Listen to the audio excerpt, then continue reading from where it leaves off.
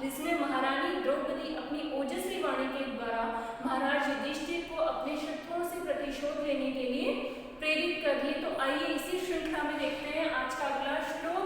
न समय परिरक्षणं ते निकृति परेषु परेषु भूरिधाम्नः अरीषु हि विजयार्थिनः क्षितिशः विदधति सोपधि संधिदूषणानि विदधति सोपधि संधिदूषणानि।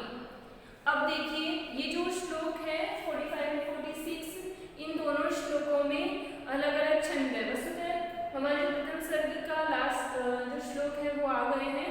45 46 टोटल श्लोक है हमारे। 46 इसमें से पिछली कक्षा में हमने 44वें श्लोक तक समाप्त कर लिया था। 44वें श्लोक तक प्रथम सर्ग में एक ही छंद है और वो छंद है वंशस्थ छंद। लेकिन जो ये दो अंतिम श्लोक है इन दोनों श्लोकों में ही अलग अलग छंद है। इसमें है पुष्पिताग्रा छंद, ठीक है, जो हमने अभी श्लोक का वाचन किया उसमें है पुष्पिताग्रा। और पुष्पिताग्रा का लक्षण क्या होता है? अयुजी न युग रेफ तो यकारो युजी च नजौ जर्गाश्च पुष्पिताग्रा। क्या है? वापस रिपीट कर रही हूं मैं थोड़ा धीरे। अयुजी न युग रेफ तो यकारो युजी च नजौ जर्गाश्च पुष्पिताग्रा। यहां मैं लिख देती हूं क्या कहता है पुष्पिताग्रा।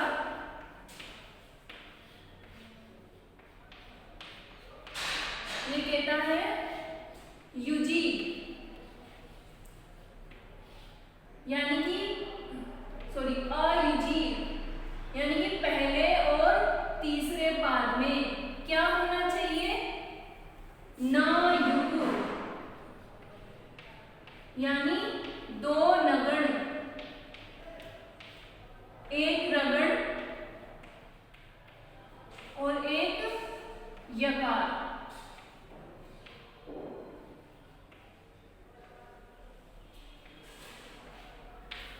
ठीक है। अब है युजी यानी कि दूसरे और चौथे पाद में क्या होना चाहिए?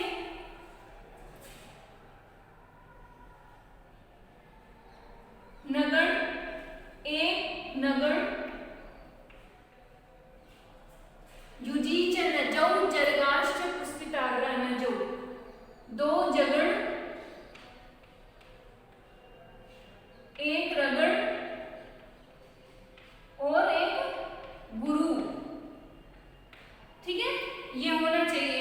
अब कितने वर्ण हो गए इसमें? तो हो गए दो नगण है तो 6, 3 9 और 3 12, यानी कि पहली और तीसरी लाइन में तो 12 12 वर्ण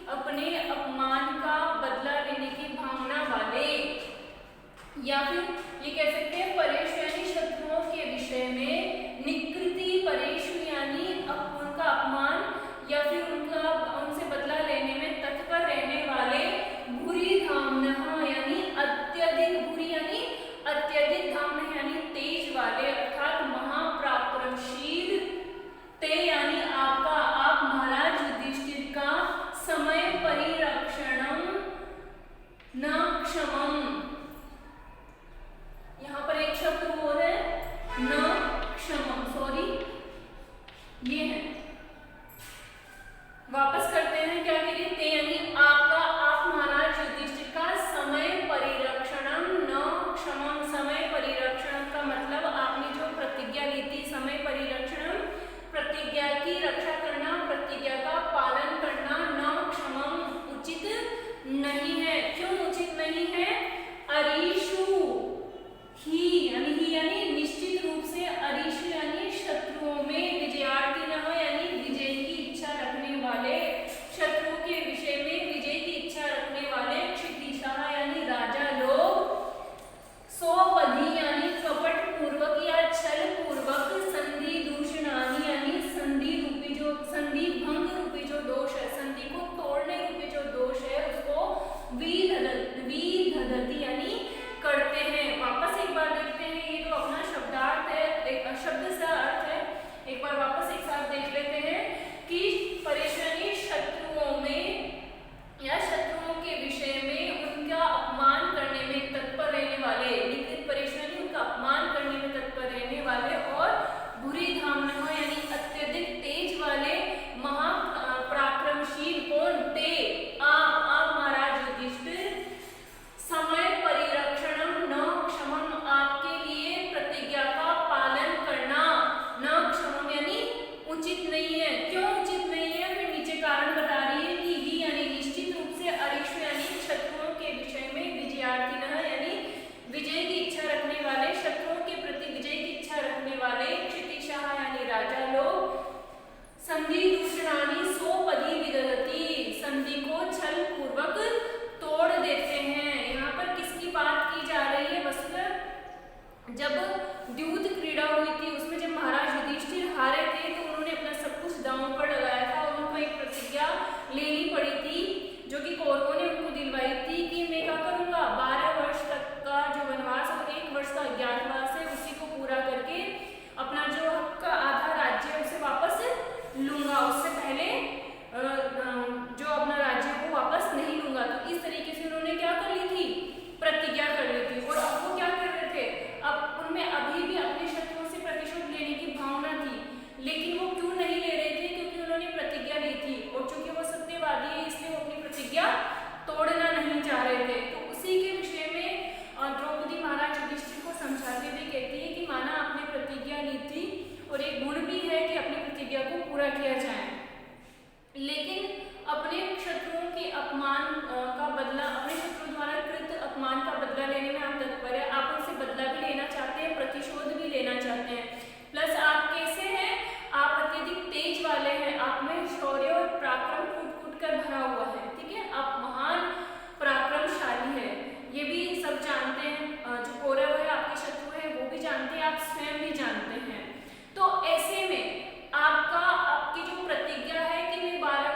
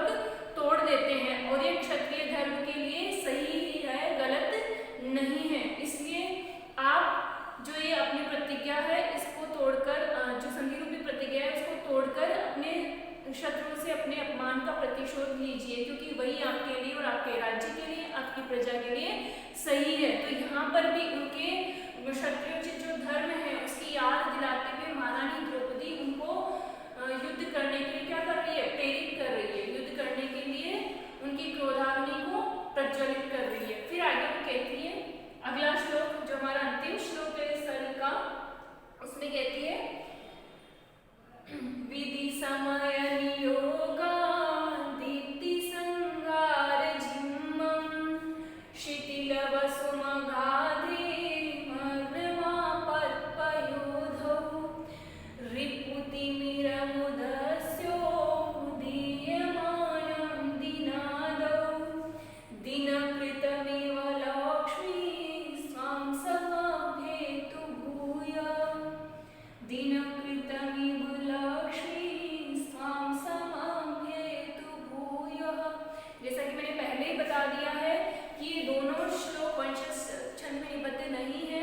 44वें श्लोक तक ही एक ही छंद था वंशज, लेकिन इन दोनों में अलग अलग छंद है। पहले वाला हमने पढ़ लिया पुष्पिताग्रा, जिसका लक्षण में अभी हमने देख लिया कि अयुजी न युग रेफ तो यकारो युजी च नजौ जर्गाष्ट पुष्पिताग्रा। इसमें जो विषम संख्यक और सम संख्यक में गण संख्या है और जो वर्ण है उनकी अलग अलग है, मतलब जो गण है और जो टोटल वर्ण है वो दोनों अलग अलग है। पहले और तीसरे में तो जो टोटल वर्ण होंगे वो 12 ही होंगे और दूसरे और चौथे में 13 होंगे, और इनकी गण व्यवस्था भी हमने पहले इधर लगाकर देख ली थी। अब चूंकि ये अलग छंद है तो हम जानना चाहेंगे कि इसमें कौन सा छंद है, तो इसमें है मालिनी छंद, और मालिनी छंद का लक्षण होता है न न म य युतेयम मालिनी भोगी लोकई। क्या है इसका लक्षण? न न म य युतेयम मालिनी भोगी लोकई, नगण नगण मगण और 2 यगण। तो इस तरीके से इसका लक्षण होता है कि ये जो गण व्यवस्था होगी तब क्या होगा, मालिनी छंद होगा, और चारों ही चरणों में यही गण व्यवस्था होगी, एक ही गण व्यवस्था होगी। ठीक है, तो ये तो इसका हुआ लक्षण न न म य युतेयम मालिनी भोगी लोकई। अब इसमें द्रौपदी कहना क्या चाह रही है, अपने विषय पे आते हैं। ये तो हो गई छंद की बात, अब अपने विषय पे आ जाते हैं। तो यहाँ पर द्रौपदी वापस महाराज युधिष्ठिर को प्रेरित कर ही रही थी। इस श्लोक में तो महाराज युधिष्ठिर को हर तरीके से अपनी वाणी के तीखे प्रहारों से, प्यार से उनकी प्रशंसा करते हुए हर तरीके से क्या कर रही थी, उनको समझाने की कोशिश कर रही थी। अब अपनी वाणी को उपसंहार करते हुए, अपनी वाणी को विराम देते हुए इस अंतिम श्लोक में वो कहती है, क्या कहती है वो इस श्लोक में महाराज युधिष्ठिर के लिए मंगल कामना कर रही है और सूर्य का दृष्टांत देते हुए उनकी विजय प्राप्ति की क्या कर रही है, प्रार्थना कर रही है ईश्वर से। ठीक है, क्या कहती है वो, विधि समय नियोगात दीप्ति संहार जीवम, जो मैंने पहले बता दिया है कि मंगल कामना कर रही है किसके लिए, महाराज युधिष्ठिर की विजय के लिए। और उदाहरण किसका दिया है, सूर्य का उदाहरण दिया है। कैसे, क्या कहना चाह रही है, विधि समय नियोगात। इसको एक बार विच्छेद कर लेते हैं इसका हम, विधि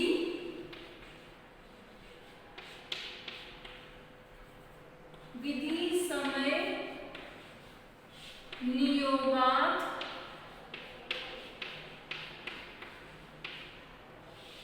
यहाँ तो हो गया नियोगात। ठीक है, ये आधा दय है, इसमें से जैसे इसको अलग करेंगे ये ऐसे हो जाएगा। इसके बाद है दीप्ति संहार। ठीक है, ये तो हो गया इसका विच्छेद भी हम कर लेते हैं। क्या होगा इसका विच्छेद,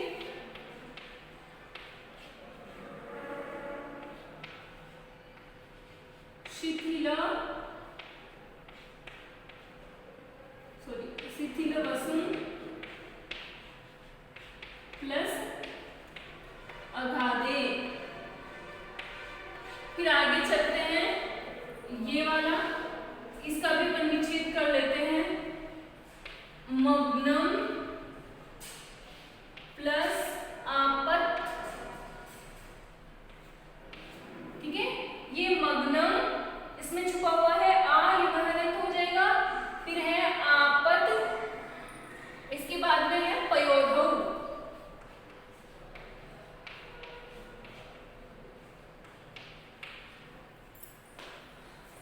अब देखिए इसका भी कर लेते हैं।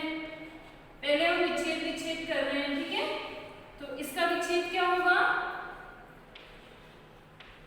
रिपुतिमिर, रिपुतिमिरम, रिपुतिमिरम, ठीक है। प्लस यहाँ पर यह हलंत हो जाएगा, इससे निकलेगा उदस्य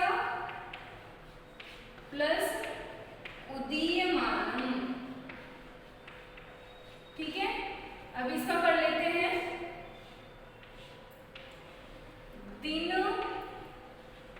कृतम इव, ठीक है। और यहाँ पर लक्ष्मी ही आगे जो से है उसका विसर्ग हो जाएगा। अब इसका हम अर्थ करते हैं, क्या कह रही है वो, ये सूर्य का दृष्टांत दिया हुआ है उसने, और सूर्य का दृष्टांत देते हुए उनकी विजय के लिए मंगल कामना कर रही है। कहती है कि विधि समय नियोगात, विधि समय नियोगात, विधि यानी भाग्य और काल के दुरतिक्रमण से, या फिर यूं कह लो कि विधि यानी दुर्भाग्यवश, और विधि समय नियोगात यानी दुर्भाग्यवश या कालवश, दुर्भाग्यवश या कालवश से आगे चलेंगे, यहाँ छोड़ देंगे, इससे आगे चलेंगे कि दुर्भाग्यवश या कालवश अगाधे, यहाँ पर ये छोड़ा था ना हमने अगाधे, ये अगाधे, अगाधे यानी गंभीर गहन, आपत पयोधौ, आपत पयोधौ यानी विपत्ति रूप समुद्र में, मग्नम यानी डूबे हुए। वापस कर लेते हैं, विधि समय नियोगात, दुर्भाग्यवश या कालवश, अगाधे यानी गंभीर, ये रहा अगाधे, इसका हमने विच्छेद भी कर लिया है, अगाधे यानी गंभीर, आपद पयोधौ मग्नम, अलग अलग कर रखा है, आपद पयोधौ यानी विपत्ति रूपी समुद्र में, मग्नम यानी डूबे हुए। फिर देखो ऊपर आ जाइए, दीप्ति संहार जिह्वम, ये छोड़ दिया था ना हमने, दीप्ति संहार जिह्वम यानी कि अपने दीप्ति यानी प्रकाश या तेज के हरण से, जिह्वम दुखी मन वाले, क्या है इसका, दीप्ति संहार यानी प्रकाश या तेज, संहार का मतलब होता है हरण कर लिए जाने पर, जिह्वम यानी दुखी मन वाले, दुखी चित्त वाले। फिर यहाँ आ जाइए, शिथिल वसुम, शिथिल वसुम यानी शिथिल धन वाले, अर्थात दरिद्र या मंद किरणों वाले। रिपुतिमिरम उदस्य, यहाँ पर कर दिया हमने, रिपुतिमिरम उदस्य, अंधकार रूपी जो अपना शत्रु है उसको दूर करके, उदीयमानम यानी उन्नति को प्राप्त होते हुए, उन्नत होते हुए, दिनादौ यानी कि दिन के आदि में अर्थात प्रातः काल में, दिन कृतम यानी दिन कृतम, दिन कृतम का मतलब है सूर्य के समान, दिन कृतम किसके लिए बोला है, सूर्य के समान, त्वाम यानी आपको भी, लक्ष्मी ही यानी आपका जो राज्य है, आपकी जो राज्य लक्ष्मी है, भूयः यानी वापस, सम्यग्भेद यानी प्राप्त हो। क्या मंगल कामना कर रही है वो, वापस एक बार देख लेते हैं, क्या कह रही है कि विधि समय नियोगात की दुर्भाग्यवश या काल के कारण, समय परिवर्तन के कारण क्या हो रहा है, अगाधे यानी गंभीर, आपद पयोधौ मग्नम यानी गंभीर विपत्ति रूपी सागर में डूबे हुए, दीप्ति संहार जिह्वम यानी अपने प्रकाश या तेज के संहार के कारण दुखी मन वाले, शिथिल वसुम शिथिल धन वाले अर्थात दरिद्र या मंद किरणों वाले, रिपुतिमिरम यानी अंधकार रूपी शत्रु को उदस्य यानी दूर करते हुए, उदीयमानम यानी उन्नति की ओर अग्रसर होने वाले, दिनादौ यानी दिन के आदि में अर्थात प्रातः काल, दिन कृतम सूर्य के समान, काम यानी आपको भी, लक्ष्मी ही यानी आपकी राज्य लक्ष्मी, आपका राज्य, भूयः समभ्यतु फिर से प्राप्त होवे। अब यहाँ पर कहना क्या चाह रही है द्रौपदी महारानी